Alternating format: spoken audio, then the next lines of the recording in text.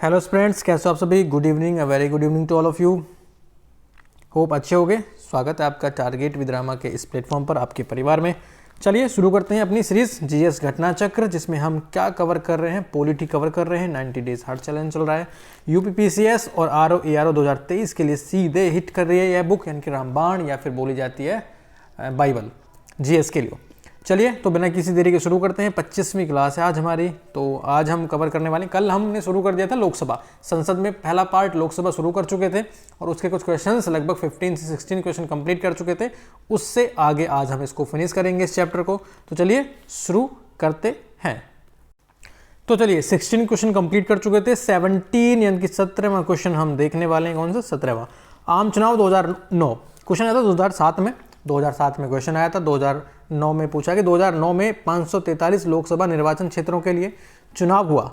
इनमें से कितने लोकसभा निर्वाचन क्षेत्र राज्यों के थे? तो राज्यों के बारे में पूछा। हमने पहले पढ़ चुके हैं कि 530 राज्यों से होते हैं और 20 कहाँ से होते हैं? केंद्र शासित प्रदेशों से। और 2 को लोग कौन चुनते हैं? राष्ट्रपति चुनते हैं। तो ये राष्ट्रपति नाम निर्देशित करते हैं। तो 530 वाले को नहीं भूलना है। ये राज्यों के जो राज्यों के क्षेत्र होते हैं, निर्वाचन क्षेत्र, वहाँ से 530 लोगों को चुना जाता है। इसको मत भूलना। चलिए, बार बार रिवीजन करने की आवश्यकता है नहीं, क्योंकि बार बार क्वेश्चन रिपीट हो रहे हैं, तो आपको बिल्कुल भी टेंशन नहीं लेना है।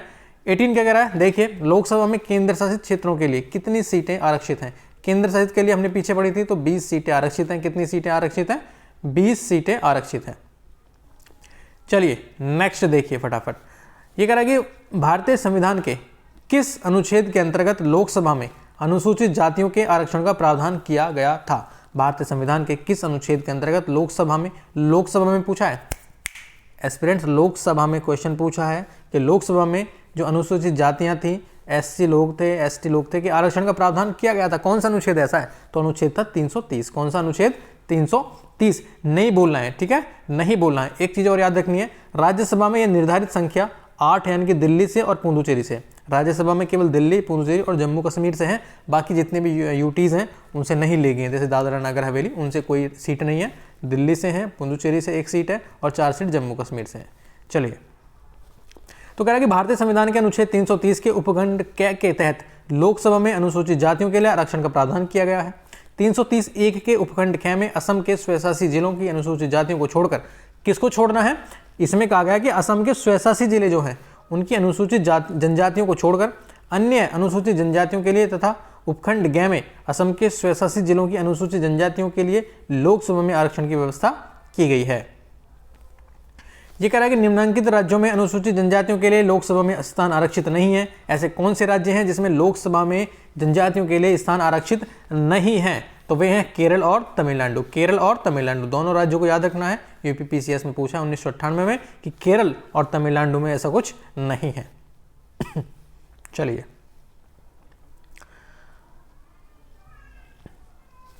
देखिए 21वां कह रहा है कि किस राज्य की लोकसभा में अनुसूचित जाति तथा अनुसूचित जनजाति के लिए आरक्षण नहीं है? बताइए किस में नहीं है?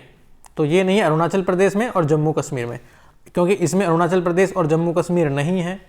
इसमें अरुणाचल प्रदेश और जम्मू कश्मीर नहीं है, तो यहाँ से कोई उठाया नहीं है। तो इसमें कौन था? इसमें केरल और तमिलनाडु थे, जिसमें अनुसूचित जनजातियों के लिए लोकसभा में स्थान आरक्षित नहीं है। इसमें क्या पूछा इन्होंने? इसमें क्वेश्चन में क्या पूछा था? इसमें पूछा था कि राज्य की लोकसभा में अनुसूचित जाति और अनुसूचित जनजाति के लिए आरक्षण नहीं है, तो वह है अरुणाचल प्रदेश और जम्मू कश्मीर। सर आपने कैसे बताया?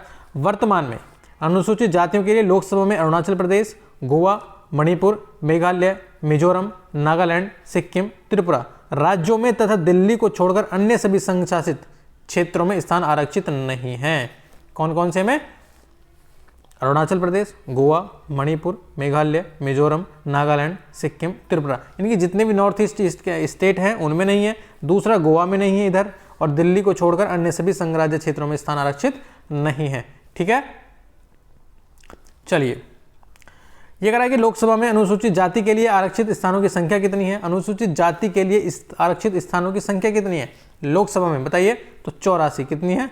84। याद रखिएगा, लोकसभा में संविधान के अनुच्छेद 330 के तहत अनुसूचित जातियों यानी कि एससी और एसटी अनुसूचित जनजातियों के लिए आरक्षण का प्रावधान दिया गया है। वर्तमान में लोकसभा में कुल 84 सीटें अनुसूचित जातियों के लिए और 47 सीटें अनुसूचित जनजातियों के लिए आरक्षित हैं। तो दोनों को रेशो ध्यान रखना है। SC का कितना है 84 और ST का कितना है 47। ठीक है, चलिए ये कह रहा है कि यदि किसी राज्य की लोकसभा के संविधानों स्थानों की आवंटित संख्या 42 हो तो उस राज्य के लिए अनुसूचित जातियों हेतु आरक्षित संख्या की कितनी होगी। यदि किसी राज्य के लोकसभा के स्थानों की आवंटित संख्या 42 हो तो उस राज्य के लिए अनुसूचित जातियों हेतु आरक्षित स्थानों की संख्या कितनी होगी। तो कमीशन इसमें फेल हो गया आंसर देने में। ये IAS में 1996 में पूछा और UP RO 2014 में पूछ लिया यही। तो कितनी होगी ये हम देखेंगे। 42 तो रिजर्व है। चलिए इसको पढ़ लेते हैं। अनुच्छेद 330 के अधीन किसी राज्य या संघ राज्य क्षेत्र में अनुसूचित जातियों यानी कि SC और ST के लिए आरक्षित स्थानों की संख्या का अनुपात लोकसभा में उस राज्य को आवंटित स्थानों की कुल संख्या से वही होगा जो उस राज्य की अनुसूचित जातियों की अथवा उस राज्य की या उस राज्य संघ राज्य क्षेत्र के भाग की अनुसूचित जनजातियों की उनके संबंध में स्थान इस प्रकार आरक्षित हैं। संख्या का अनुपात उस राज्य या संघ राज्य क्षेत्र की कुल जनसंख्या से है। तो मतलब आप बहुत हार्ड है, समझ में नहीं आया होगा। सीधे से उदाहरण से देखते हैं। वर्ष 1996 में पश्चिम बंगाल एवं तत्कालीन आंध्र प्रदेश में लोकसभा राज्यों की संख्या सदस्यों की संख्या 42 थी, जिसमें अनुसूचित जातियों के लिए आरक्षित सीटें 8 और 6 थी। वर्ष 2008 के परिसीमन होता है।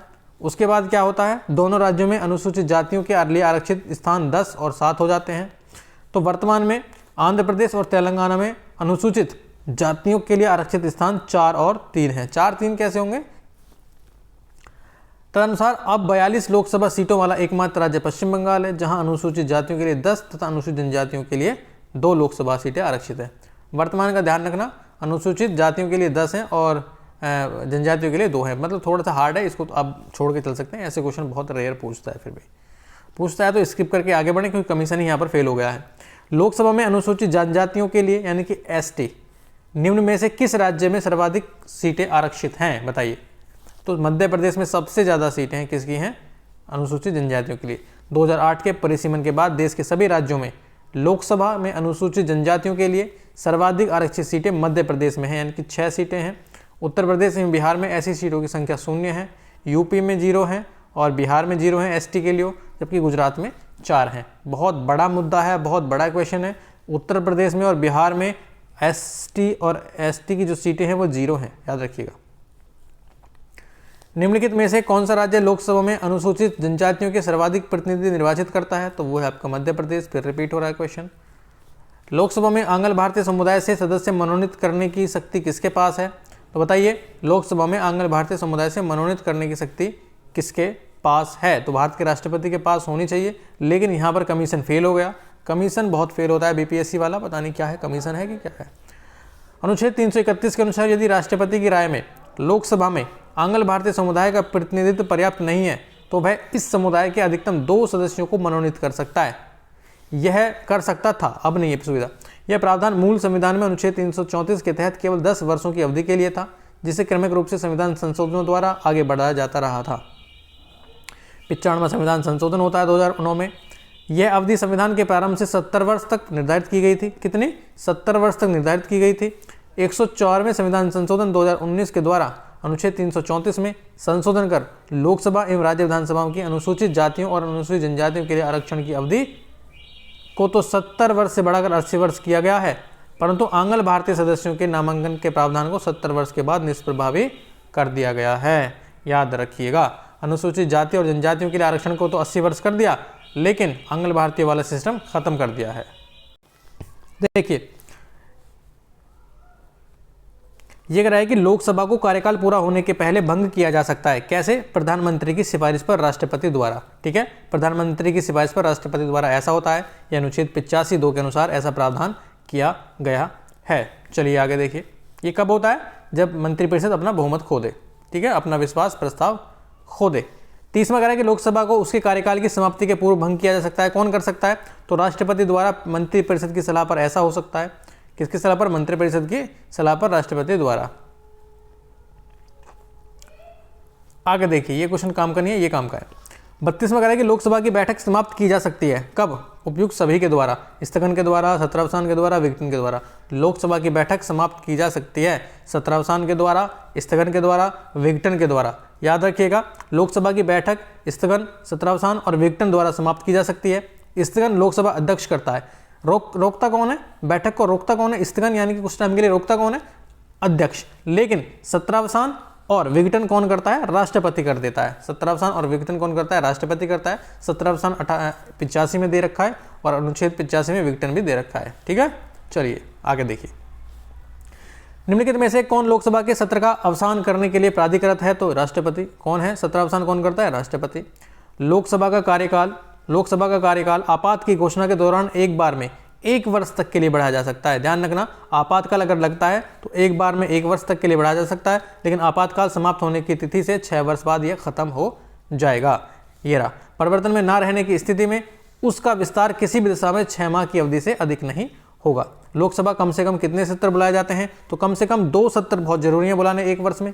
कैसे, 85 कहता है कि लोकसभा के एक सत्र की अंतिम बैठक और आगामी सत्र की प्रथम बैठक के बीच 6 महीने का अंतराल जरूरी है, इससे ज्यादा नहीं होना चाहिए। इस प्रकार लोकसभा के कम से कम 2 बार सत्र बुलाए जाते हैं। लोकसभा का कोरम कुल सदस्य संख्या का कितना होता है, बताइए, तो 1/10 होता है। कितना, 1/10 कोरम होता है कुल सदस्य संख्या का। लोकसभा या राज्यसभा का कोरम कुल सदस्य संख्या का 1/10 भाग होता है। मुख्य विपक्षी दल की मान्यता हेतु भी यह सदस्य संख्या आवश्यक है। लोकसभा का अधिवेशन गठित करने हेतु गणपूर्ति कितनी है, तो वही 10वां भाग। कितना है, 10वां भाग, सदन की जनसंख्या का 10वां भाग। आगे कह रहा है कि लोकसभा और राज्यसभा में गणपूर्ति संख्या है, कितनी है, बताइए, कुल सदस्य संख्या का 1/10वां भाग। कौन सा राज्य सबसे अधिक प्रतिनिधि लोकसभा में भेजता है, बताइए। सबसे ज्यादा प्रतिनिधि लोकसभा में कहाँ के राज्य से जाते हैं, तो जाते हैं उत्तर प्रदेश के से। कितनी सीटें हैं, उत्तर प्रदेश लोकसभा और राज्यसभा में सर्वाधिक प्रतिनिधि क्रम से 80 सीटें तो लोकसभा में है यूपी की, और 31 सीटें राज्यसभा में। कितनी, 31 सीटें राज्यसभा में है और 80 सीटें लोकसभा में है। ध्यान रखिएगा। बिहार में 40 हैं, मध्य प्रदेश में 29 हैं, पश्चिम बंगाल में 42 हैं। सबसे अधिक राज्यसभा लोकसभा का प्रतिनिधित्व कौन करता है, तो वही हमारा यूपी उत्तर प्रदेश। तो आपके लिए आवश्यक हो जाता है यूपी आरओ आरओ में, यूपी आरओ ए आरओ के क्वेश्चन में यहां से पूछ सकता है, तो इसको भूलना नहीं है। जहां तक लोकसभा में प्रतिनिधित्व का प्रश्न है, तो कौन से राज्य दूसरे व तीसरे नंबर पर हैं, तो बिहार दूसरे नंबर पर आ जाएगा और तीसरे नंबर पर कौन आ जाता है, मध्य प्रदेश। बिहार और मध्य प्रदेश, तो बिहार और मध्य प्रदेश होना चाहिए, लेकिन फिर भी देख लेते हैं क्या दे रखा है। प्रश्नकाल में बिहार एवं मध्य प्रदेश का विभाजन नहीं हुआ था। कब नहीं हुआ था, 1994 की बात कह रहा है ये। तो प्रश्नकाल के टाइम में बिहार और मध्य प्रदेश का विभाजन नहीं हुआ था। उस समय बिहार में लोकसभा की सीटें 54 तथा महाराष्ट्र में 48 थीं। बिहार एवं मध्य प्रदेश के विभाजन के पश्चात उनकी लोकसभा सीटों की संख्या में परिवर्तन आया। कौन आया, कैसे आया, तो प्रथम स्थान किसका है, उत्तर प्रदेश का है, दूसरा स्थान है महाराष्ट्र का, तीसरा स्थान है पश्चिम बंगाल का। अब इनको याद रखना है। अब नई जो आपके क्या बोलते हैं, सेपरेशन के बाद, पार्टीशन के बाद चीज़ें चेंज हुई, तो उसमें उत्तर प्रदेश को 80 सीटें मिली लोकसभा में, महाराष्ट्र को 48 सीटें मिली और पश्चिम बंगाल को 42 सीटें मिली, और बिहार को 40 है, तमिलनाडु को 39 है और मध्य प्रदेश को 29 है। तो इनको याद रखना, पहले यूपी, उसके बाद महाराष्ट्र, उसके बाद आपका पश्चिम बंगाल। यूपी, महाराष्ट्र और पश्चिम बंगाल। चलिए, उत्तर प्रदेश के बाद लोकसभा में सर्वाधिक स्थानों का आवंटन किया गया है। यूपी के बाद कौन आता है, महाराष्ट्र आता है क्या, जी सर, महाराष्ट्र आता है, और महाराष्ट्र के बाद कौन आता है, पश्चिम बंगाल आता है। ठीक है, चलिए, लोकसभा के कितने स्थान राजस्थान के लिए निर्धारित हैं, बताइए। राजस्थान में कितनी सीटें हैं लोकसभा की, तो कितनी सीटें, 25 सीटें हैं। तो ये आरएएस में पूछा गया होगा पक्का, तो आपको इतना याद नहीं रखना है, आरएएस से आपसे क्वेश्चन नहीं आएंगे, यूपी से ही आएंगे most of the question. Lok Sabha में बिहार को आवंटित स्थान निम्न में से किन राज्यों को आवंटित स्थानों का योग है। लोकसभा में बिहार को आवंटित स्थान निम्न में से किन स्थानों को आवंटित स्थानों का योग है। तो इसे क्वेश्चन को छोड़ेंगे, आगे बढ़ेंगे। 2000 में पूछा गया क्वेश्चन है, लेकिन योग पूछा है कि कौन कौन से किसके कहाँ पे जाके 40 हो रहा है, तो मतलब ऐसे बेहूदे क्वेश्चन भी पूछ लेता है कभी कभी कमीशन। 45 में देखिए, निम्नलिखित में से राज्यों के किस युग्म को लोकसभा में समान सीटें प्राप्त हैं। फिर वही, किस युग्म को लोकसभा में समान सीटें प्राप्त हैं, कहाँ कहाँ की सीटें बराबर हैं, ये पूछ रहा है, देख लेंगे एक बार। तो ये भी कमीशन यहाँ पर उलझ गया है। देखिए, पंजाब में कितनी सीटें हैं लोकसभा में, 13 सीटें हैं। असम में कितनी है, 14 हैं। गुजरात में कितनी है, 26 हैं। राजस्थान में कितनी है, 25 हैं। मध्य प्रदेश में है 29 हैं। उसके बाद तमिलनाडु में कितनी है, 39 हैं। आंध्र प्रदेश में 25 हैं। पश्चिम बंगाल में 42 हैं। छत्तीसगढ़ में 11 हैं और महाराष्ट्र में 48 हैं। याद रखिएगा। चलिए, ये कह रहा है कि निम्न युग्मों में से कौन सा युग्म सही नहीं है। राज्य और लोकसभा में स्थान।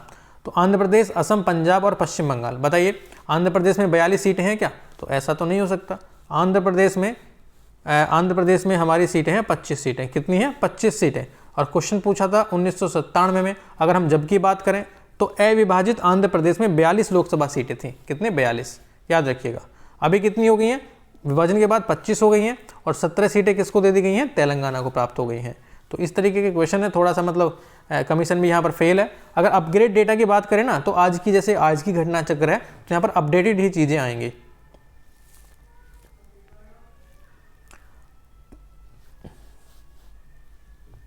पंजाब में 13 हैं, असम में 14 हैं। तो इसमें पूछा है पंजाब में कितनी है? 13 हैं, असम में 14 सीटें हैं और पश्चिम बंगाल में 42 सीटें हैं। ठीक है, तो यहाँ पर आंसर असम होना चाहिए था, लेकिन अगर हम बात करें तो आंसर कमीशन भी फेल है।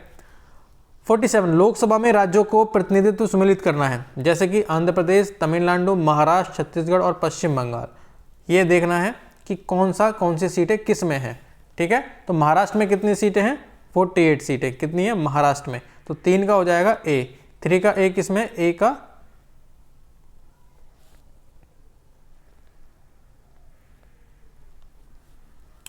देखिए ए का 3, बी का 4, सी का 1। ए का 3 है। आंध्र प्रदेश 25 सीटें। ठीक है, महाराष्ट्र 48 सीटें, पश्चिम बंगाल 42 सीटें। तो यही हो जाएगा। ए का 3 का ए और 5 का डी। ए का 3 का ए और 5 का डी। ए का 3 का ए और 5 का डी। डी का 5। तो ये इसका आंसर हो जाएगा 3 4 1 5 2। 3 4 1 5 2। तो 3, उसके बाद 4, उसके बाद 1, उसके बाद 5, उसके बाद 2। ये तो गलत हो गया। पश्चिम बंगाल में तो इतनी नहीं है, तो इसका आंसर ये भी कंफ्यूजन है। तो 3 ऐसे होना चाहिए। महाराष्ट्र में 48 हैं, छत्तीसगढ़ में आपकी पश्चिम बंगाल में 42 हैं। पश्चिम बंगाल में कितनी सीटें हैं ये देख लेते हैं। देखिए ये हो जाएगा इसमें, पश्चिम बंगाल में 42 सीटें हैं, महाराष्ट्र में 48 सीटें हैं, आंध्र प्रदेश में 25 सीटें हैं और छत्तीसगढ़ में ये सीटें हैं। तो ए का फर्स्ट का सी, सेकंड का ई, 3 का ए, 4 का बी और 5 का डी हो जाएगा। ठीक है, चलिए आगे चलते हैं।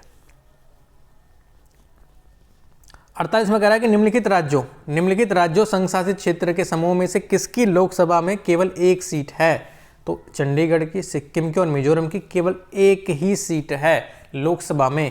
किस किस की?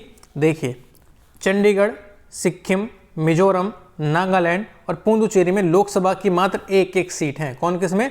चंडीगढ़ में, सिक्किम में, मिजोरम, नागालैंड और पुडुचेरी में। ठीक है, जबकि त्रिपुरा, गोवा, मेघालय, मणिपुर, दादरा नगर हवेली, दमन और दीव, अरुणाचल में लोकसभा की 2-2 सीटें हैं। कितनी कितनी हैं? 2-2 सीटें हैं। चलिए 49 कह रहा है कि निम्नलिखित में से किस राज्य से लोकसभा के 2 सदस्य निर्वाचित किए जाते हैं? तो ये है आपका त्रिपुरा से। कितने? त्रिपुरा से। निम्नलिखित में से किस राज्य से लोकसभा के 2 सदस्य निर्वाचित किए जाते हैं? त्रिपुरा से।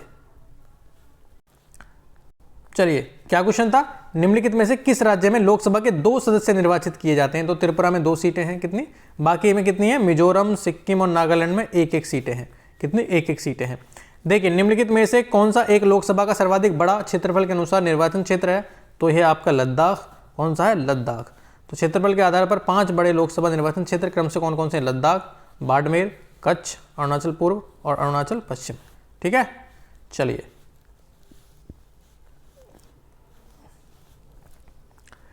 डिलिमिटेशन के बाद यूपी में निर्वाचकों की संख्या के अनुसार सबसे बड़ा लोकसभा संसदीय क्षेत्र कौन सा है?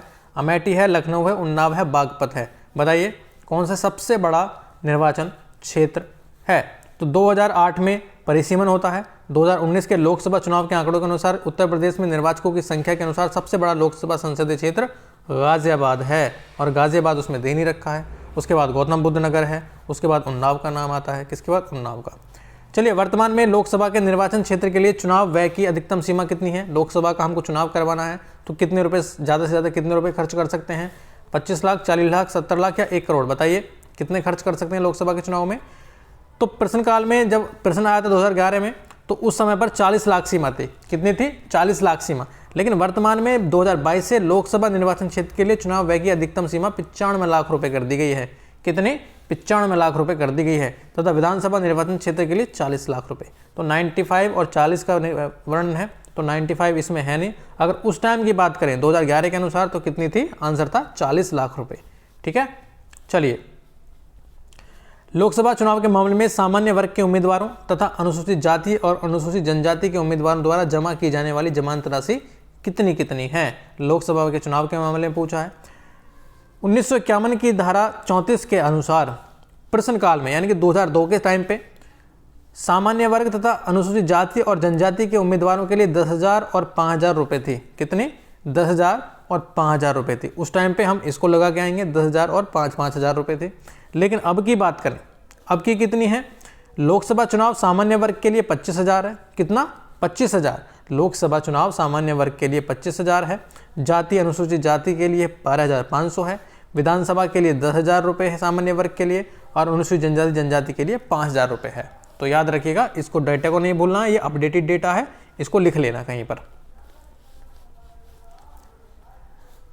लोकसभा चुनाव का कोई प्रत्याशी अपनी जमानत खो देता है यदि उसे प्राप्त ना हो सके।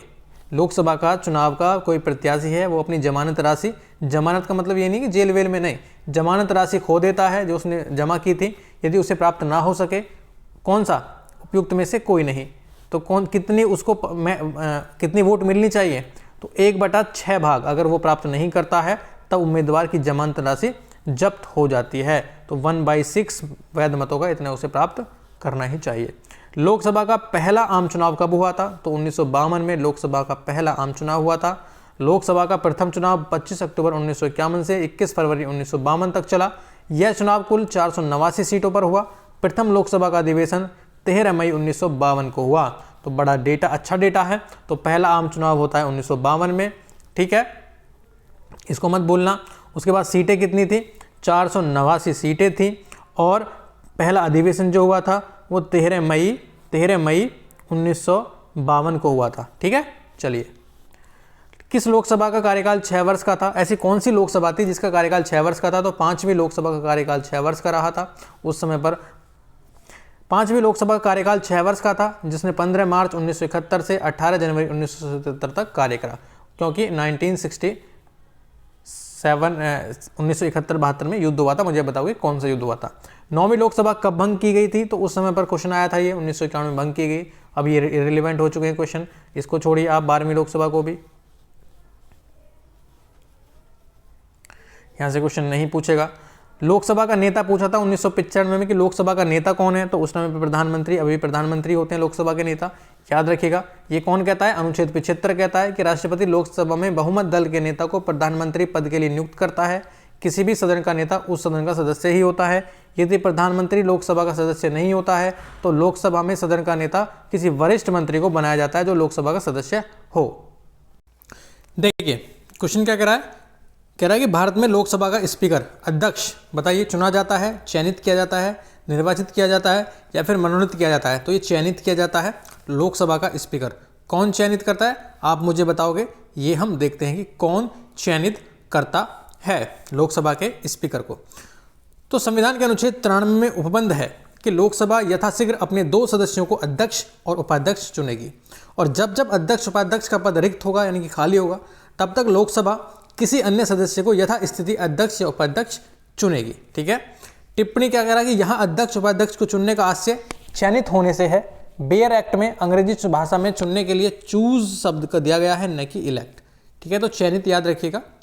उसके बाद लोकसभा के स्पीकर का निर्वाचन होता है लोकसभा के सभी सदस्यों के द्वारा। जितने भी लोकसभा में सदस्य उपस्थित होते हैं वे लोकसभा के स्पीकर का निर्वाचन करते हैं। तो लोकसभा के स्पीकर का चयन लोकसभा के सभी सदस्यों द्वारा किया जाता है।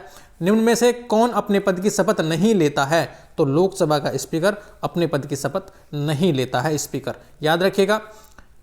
तो लोकसभा का अध्यक्ष अपने पद की शपथ नहीं लेता है, वह पहले ही लोकसभा सदस्य यानी कि सांसद के तौर पर पद की शपथ ले चुका होता है, अतः वह स्पीकर के तौर पर शपथ नहीं लेता, जबकि अन्य अपने पद की शपथ लेते हैं। निम्न में से कौन से अपने पद की शपथ नहीं लेता है? तो कौन नहीं लेता? स्पीकर नहीं लेता है। लोकसभा का अध्यक्ष अपना त्यागपत्र किसको देता है? तो उपाध्यक्ष को देता है। किसको देता है? उपाध्यक्ष को देता है, ना कि राष्ट्रपति को, भूल मत जाना। चलिए आगे। ये कह रहा है कि लोकसभा अध्यक्ष अपना त्यागपत्र संबोधित करता है, फिर वही क्वेश्चन है, उपाध्यक्ष को। किसको? उपाध्यक्ष को। चलिए आगे। लोकसभा के अध्यक्ष को कैसे हटाया जा सकता है? मान लीजिए हमको लोकसभा के अध्यक्ष को हटाना है, तो कैसे हटाया जा सकता है? लोकसभा में उपस्थित सदस्यों के 2/3 बहुमत से पारित संकल्प के द्वारा। लोकसभा के उपस्थित सदस्यों के 2/3 बहुमत से पारित संकल्प के द्वारा, ठीक है, याद रखिएगा। या फिर लोकसभा के सभी सदस्यों के बहुमत से पारित संकल्प के द्वारा, या फिर प्रधानमंत्री की सिफारिश पर, या फिर इनमें से कोई नहीं। तो लोकसभा के सभी सदस्यों के बहुमत से पारित संकल्प के द्वारा, बहुमत से पारित संकल्प होना है, ठीक है। देखिए 94 अनुच्छेद कहता है कि लोकसभा के तत्कालीन सभी सदस्यों के बहुमत से पारित संकल्प के द्वारा लोकसभा अध्यक्ष को पद से हटा सकते हैं, किंतु ऐसा संकल्प तब तक प्रस्तावित नहीं किया जा सकेगा जब तक आशय की कम से कम 14 दिन पूर्व लिखित सूचना ना दे दी गई हो। 14 दिन का नोटिस देना बहुत जरूरी है, याद रखिएगा। नेक्स्ट कह रहा है कि लोकसभा अध्यक्ष को उसके कार्यकाल की समाप्ति के पूर्व पद से हटाया जा सकता है। कैसे? यदि लोकसभा अपना इस आशय का प्रस्ताव पारित कर दे। कौन हटा सकता है? केवल लोकसभा ही हटा सकती है, जब इस आशय का प्रस्ताव वो पारित कर दे, ठीक है। यहां पर आप कंफ्यूज हो सकते हैं, जैसे कि लोकसभा इस आशय का प्रस्ताव पारित कर दे और संसद के दोनों सदन इस आशय का प्रस्ताव पारित कर दे। राज्यसभा से यहां पर कोई मैटर नहीं है, केवल लोकसभा से मैटर है, तो इसको याद रखिएगा, ठीक है। थोड़ा सा याद रखने वाला क्वेश्चन है। नेक्स्ट देखिए, लोकसभा के अध्यक्ष को हटाया जा सकता है। कैसे हटाया जा सकता है? लोकसभा के कुल सदस्यों के बहुमत के द्वारा पारित प्रस्ताव से। लोकसभा के कुल सदस्यों के बहुमत के द्वारा पारित प्रस्ताव से लोकसभा के अध्यक्ष को हटाया जा सकता है, ना कि 2/3 से, ना कि राष्ट्रपति से, ना कि संसद के सामान्य बहुमत से। केवल लोकसभा के बहुमत से हटा सकते हैं, ठीक है। स्पीकर के पद के विषय में निम्नलिखित में से कथनों में से कौन सा सही है? वह राष्ट्रपति के प्रसाद पर्यंत पद धारण करता है। यह आवश्यक नहीं कि अपने निर्वाचन के समय वह सदन का सदस्य हो, परंतु उसे अपने निर्वाचन के बाद 6 माह के भीतर सदन का सदस्य हो जाना पड़ेगा। बताइए मुझे। तो इसका मुझे लगता है बी होना चाहिए। कौन सा होना चाहिए? डी। कैसे? यदि सामान्य अवधि से पूर्व सदन को भंग कर दिया जाए तो उसे अपना पद त्यागना होगा। गलत। यदि वह त्यागपत्र देना चाहे तो उसे अपना त्यागपत्र उपाध्यक्ष को संबोधित करना होगा। ये बिल्कुल ठीक है। लोकसभा अध्यक्ष को लोकसभा के सदस्यों द्वारा अपने बीच से ही किसी सदस्य को चुनना पड़ता है। साथ ही लोकसभा के सदस्य ही प्रस्ताव पारित कर उसे पद से हटा सकते हैं। अनुच्छेद 94 के तहत जब वह त्यागपत्र देता है तो वह अपने पद त्याग को लोकसभा के उपाध्यक्ष को संबोधित करता है। 94 के द्वितीय अनुपंतुक के तहत जब कभी लोकसभा का विघटन किया जाता है तो विघटन के पश्चात होने वाले लोकसभा के प्रथम अधिवेशन के ठीक पहले तक अध्यक्ष अपने पद तक रिक्त नहीं करेगा। तो ये कैसे गलत हो जाता है? ये आवश्यक नहीं कि अपने निर्वाचन के समय वह सदन का सदस्य हो। सदस्य होना ही चाहिए, ऐसा नहीं है कि सदस्य ना हो, जरूरी है कि वह सदन का सदस्य हो।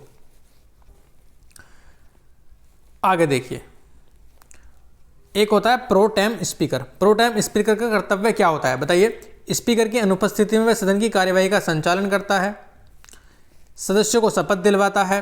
तो यही इसका काम है प्रो टेम स्पीकर का। सदस्यों को शपथ दिलवाना इसका काम है, याद रखिएगा। सदस्यों को शपथ दिलवाना प्रो टेम स्पीकर का काम है।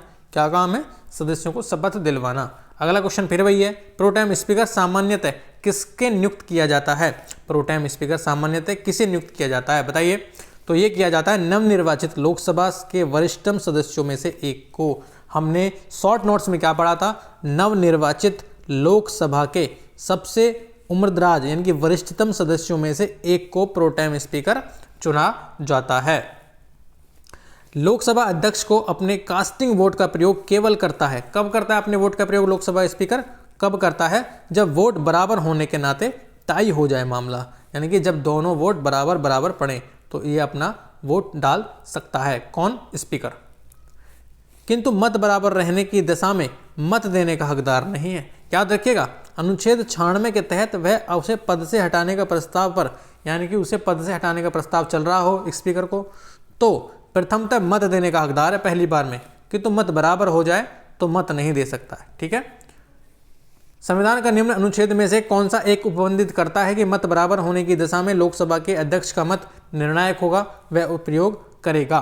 तो कौन करता है? अनुच्छेद 100 के अनुसार यह बात की गई है। कौन सी वाली? बराबर होने वाली। लोकसभा के प्रथम अध्यक्ष कौन थे? बताइए। मावलंकर, बीडी जत्ती, हुकम सिंह, वीवी गिरी। तो मावलंकर लोकसभा के प्रथम अध्यक्ष थे। ये क्वेश्चन आपसे कई बार पूछा है और कई बार भी आगे पूछेगा, याद रखिएगा। चलिए देखो कितनी बार क्वेश्चन पूछा है ये। यूपीपीसीएस 2001 में पूछा था, 11 में।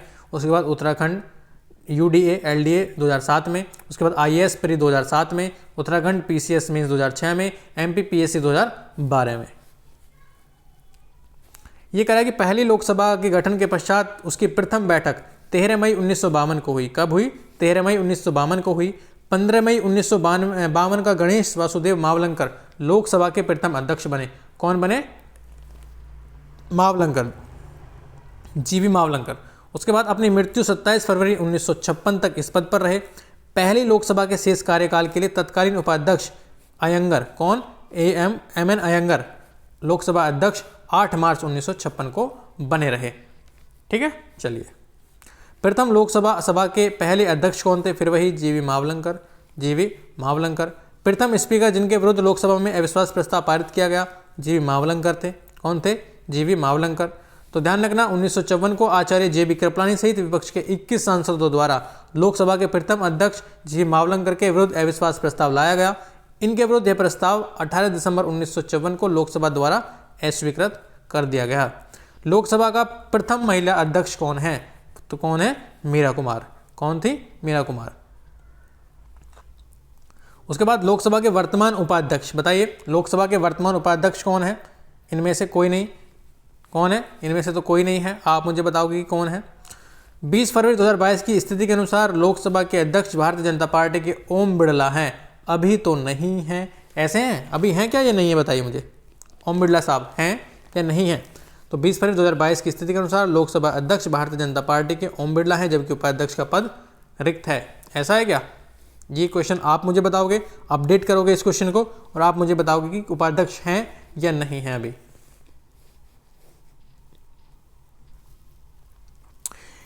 ये कह रहा है कि यदि उपाध्यक्ष लोकसभा की अध्यक्षता कर रहे हों तो उन्हें एक अधिकार प्राप्त है। मान लीजिए उपाध्यक्ष अध्यक्षता कर रहे हों लोकसभा की अध्यक्षता की उपस्थिति में, तो उनको क्या अधिकार प्राप्त है?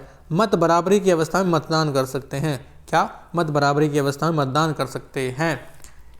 लोकसभा के विचार विमर्श में भाग ले सकते हैं? नहीं। सदस्य के रूप में सदन के समक्ष किसी प्रस्ताव पर मतदान कर सकते हैं? नहीं। अध्यक्ष की अनुपस्थिति में संसद की संयुक्त बैठक की अध्यक्षता करने का अधिकार नहीं रखते? ये भी गलत है, रखते हैं। तो यदि उपाध्यक्ष लोकसभा की अध्यक्षता कर रहे हों तो उन्हें एक अधिकार प्राप्त है। क्या? मत बराबर की अवस्था में मतदान कर सकते हैं। ठीक है।